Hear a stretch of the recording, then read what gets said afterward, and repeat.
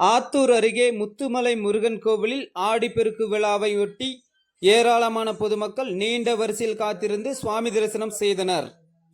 தமிழகத்தில் சேலம், நாமக்கல் உள்ளிட்ட பல்வேறு மாவட்டங்களில் ஆடிப்பெருக்கு விழா கொண்டாடப்பட்டு வருகிறது.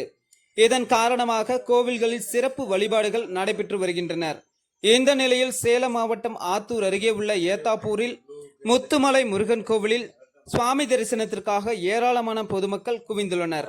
உலகிலேயே மிக உயரமான 146 அடி உயரம் கொண்ட முருகன் சிலை முன்பு புதுமண தம்பதியர்கள் உள்ளிட்ட ஏராளமான பொதுமக்கள் சுவாமி தரிசனம் செய்து வருகின்றனர்.